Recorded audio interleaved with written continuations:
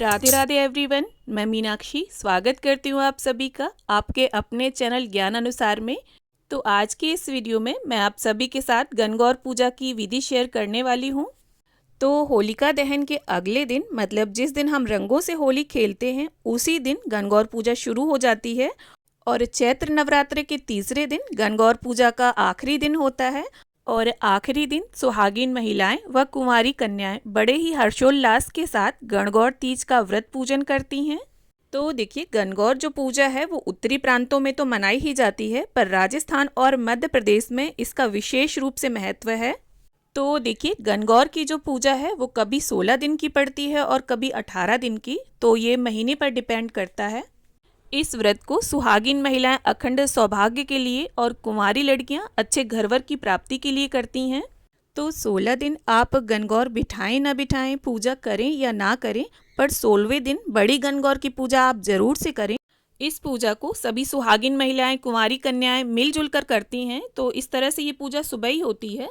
हमें दीवार पर एक वाइट चार्ट पेपर लगा लेना है, इस पर टिक्कियाँ दी जाती हैं और एक चौकी बिछा ली है मैंने यहाँ पर, उस पर लाल वस्त्र बिछा लिया है। मांग टीका, नथ और ओढ़नी ओढ़ कर इस पूजन को किया जाता है। मतलब पूरे 16 श्रृंगार करके ही आप इस पूजा में बैठें। और इस पूजा में दूब घास का विशेष महत्व होता है। दूब घास लाने का गीत गाया जाता है और इस तरह से दूब घास का आसन दिया जाता है और इन्हीं पर हम अपने गणगौर माई और ईसर जी को विराजित करते हैं। और दूब घास के साथ ही बासेड़ा पर आपने जो ज्वारे उगाए होंगे उन ज्वारों को भी आप थोड़ा सा बिछा लें। तो यहाँ पर मैंने मिट्टी से ईसर जी और गणगौर माई बनाए हैं। और अगर आपके पास 5 का सेट है तो उन्हें विराजित करें, और अगर 1 का है तो उन्हें विराजित करें, लकड़ी की या मिट्टी की जो भी आपके पास मूर्तियाँ हैं। और अगर आपके घर में 52 साल की या कोई कुंवारी लड़की पूजा कर रही है तो उन्हीं के साथ आप ये पूजा करें। या आपके आस पड़ोस में सोसाइटी में या कॉलोनी में 16 दिन की कोई गणगौर बैठा रहा हो तो उसके साथ ये पूजा करें, क्योंकि बेसिकली सारी लेडीज़ इकट्ठी होकर एक जगह पर ये पूजा कर लेती हैं। तो अब हम गेहूं की कुड्डी करेंगे और गेहूं की कुड्डी पर ही देसी घी का एक दीपक लगाकर दीपक चास लेंगे। दीपक चासने के बाद 16-16 तार की दातन हम सबसे पहले ईसर जी को और फिर गणगौर माई को देंगे। और अब हम तांबे के एक लोटे में जल भरकर जल का छांटा दे देंगे, यानी शुद्धिकरण कर लेंगे। तो अब हम गणगौर माई को ओढ़नी उड़ा देंगे। अगर आप लाए हैं ओढ़नी तो उड़ा दें, नहीं लाए हैं तो वस्त्र का भाव करते हुए कलावा भी अर्पित कर सकते हैं। तो यहाँ पर ईसर जी को वस्त्र के स्वरूप हमने कलावा चढ़ा दिया है। अब गणपति जी के स्वरूप जो हमने स्वस्तिक बनाया है उसका पूजन कर लेंगे, चंदन, रोली, अक्षत अर्पित करते हुए। अब देखिए, मेहंदी की सहायता से हम हमारी नाल यहाँ पर चिपका देंगे, यानी जो कलावा है उसे इस तरह से चिपका देंगे। और जितनी भी लेडीज़ हैं सभी अपनी अपनी अलग अलग टिक्की देंगी और अपनी अलग अलग मोली यानी नाल चिपका देंगी।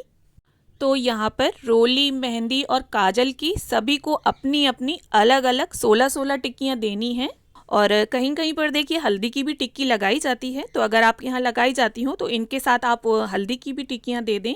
और देखिए, वैसे तो पुराने टाइम में दीवार पर चौका लगाकर ये टिक्कियाँ दी जाती थी, लेकिन अब दीवार ख़राब होने का डर रहता है, तो इस तरह से चार्ट पेपर लगाकर आप ये टिक्कियाँ दे सकते हैं। और इसका एक ये भी फ़ायदा है कि चार्ट पेपर को विसर्जित करने में आसानी होती है। और देखिए, गणगौर के बहुत सारे गीत होते हैं, उसमें पाटा धोने का गीत, दूब लाने का गीत, पानी पिलाने का गीत, मतलब आपको गणगौर के सभी गीत गाते रहना है। और अगर आपको गीत नहीं आते हैं तो आप यूट्यूब पर चलाकर सुन भी सकते हैं। और पूजा आपको ऐसे ही करनी है, अगर आप 16 दिन से गणगौर पूजते आए हैं तो भी, और अगर आप लास्ट वाले दिन यानी 1 दिन की पूजा कर रहे हैं तब भी।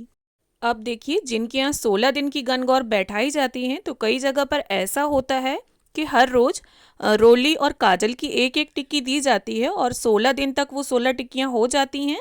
और कहीं कहीं पर देखिए पहले दिन ही 16-16 टिक्कियाँ लगा ली जाती हैं और उन्हीं के ऊपर हर रोज़ टिक्कियाँ दी जाती हैं। और देखिए, अगर आपके पास गणगौर का थापा हो तो आप पूजा में वो थापा भी रख सकते हैं।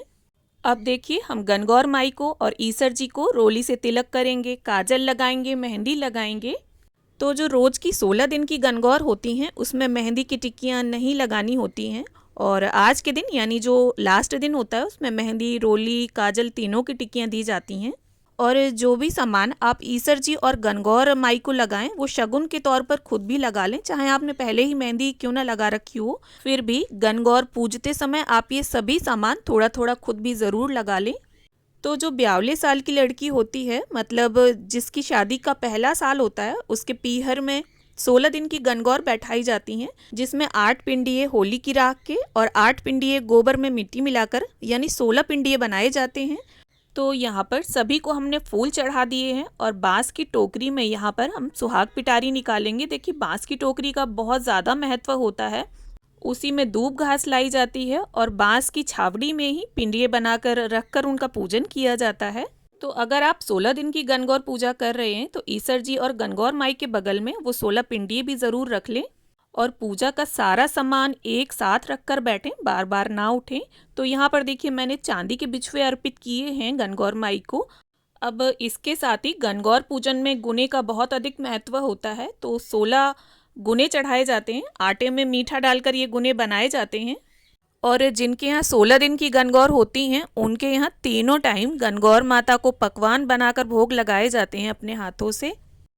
तो देखिए इस तरह से शीरा और पूड़ी का भी भोग लगाया जाता है। आप चाहें तो बाजार से मिठाई मंगवाकर भी प्रसाद लगा सकते हैं और इस तरह से शीरा और पूड़ी से हम ईसर जी को और गणगौर माई को जिमा देंगे। और देखिए अगर आपका और कोई पकवान बनाने का मन है तो आप उसे भी बनाकर भोग लगा सकते हैं। और देखिए कई जगह पर कच्चे फल और पके फल चढ़ाए जाते हैं, यानी आटे की मीठी गोलियां उबाल कर बनाई जाती हैं और फ्राई करके बनाई जाती हैं। भोग जिमाने के बाद अब हम ईसर जी को और गणगौर माई को पानी पिलाने का गीत गाते हुए पानी पिला देंगे। साथ ही यहाँ पर देखिए एक जल से भरा हुआ हम लोटा रख लेंगे और हाथ में 16 गेहूं के दाने लेकर अब मैं गणगौर व्रत की कथा कर लूँगी। तो यहाँ पर देखिए कई जगह पर ऐसा होता है कि हाथ में दूब घास से बूंदें टपकाई जाती हैं पानी की, मतलब मोती चुन्ना बोलते हैं उसे। और कहीं कहीं पर देखिए दूब घास चोटी जाती है, एक एक तार दूब घास का निकालते हुए व्रत कथा सुनी जाती है। तो हर प्रांत में और क्षेत्र में पूजा विधि में थोड़ा थोड़ा फर्क आ जाता है। तो यहाँ पर मैं आपको बता दूं, अगर आप बायना निकालते हैं तो शीरा पूड़ी पर ही बायना निकाला जाता है। अब कथा करने के बाद गेहूं के दाने हम इस जल के लोटे में डाल देंगे और अब देखिए दूब हमें किस तरह से चूटनी है वो देख लीजिए। इस तरह से एक एक तार दूब घास का निकालते हुए दूब चूटी जाती है। अब देखिए जहाँ पर 42 साल की लड़की होती है उसके मायके में गणगौर डाली जाती है और 8 दिन तक पिंडियों की पूजा की जाती है और बासेड़ा वाले दिन गणगौर को लाया जाता है। और देखिए गणगौर पूजा जो है वो हड़बड़ में नहीं होती, बड़े ही आराम से उत्साह के साथ गीत गाते हुए इस पूजन को किया जाता है।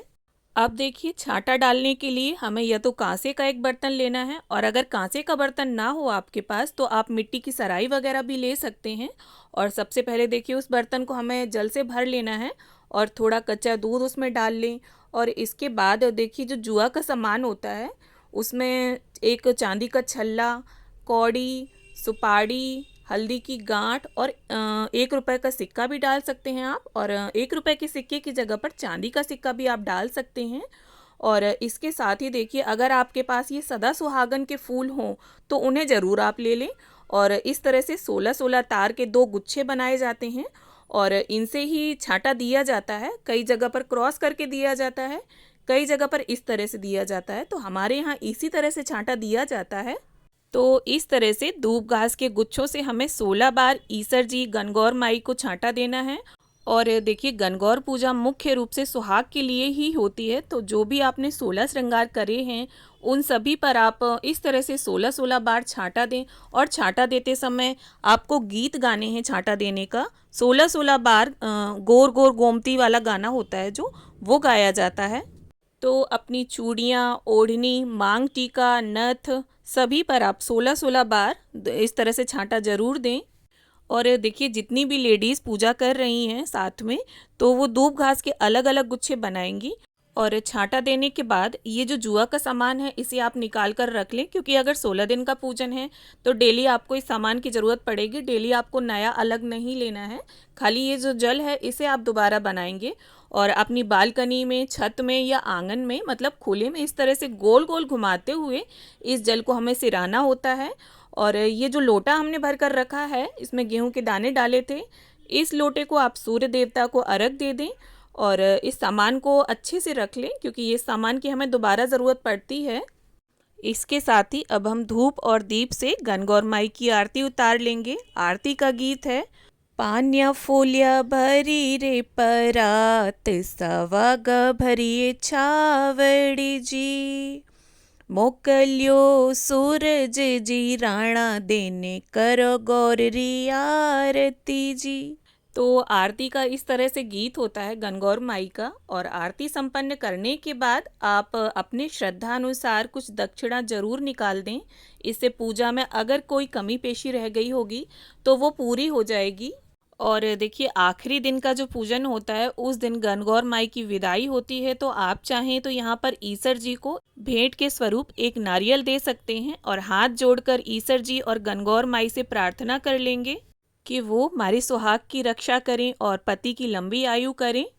और साथ ही पूजन में अगर कोई भूल चूक हो गई हो तो उसे क्षमा करें और अगले बरस घर में फिर से पधारें। तो यहाँ पर गणगौर पूजा की लगभग मैंने सभी जानकारी देने की पूरी कोशिश की है, लेकिन अगर आपके मन में इसके बावजूद भी कोई प्रश्न है तो आप मुझे कमेंट करें, मैं रिप्लाई देने की पूरी कोशिश करूँगी।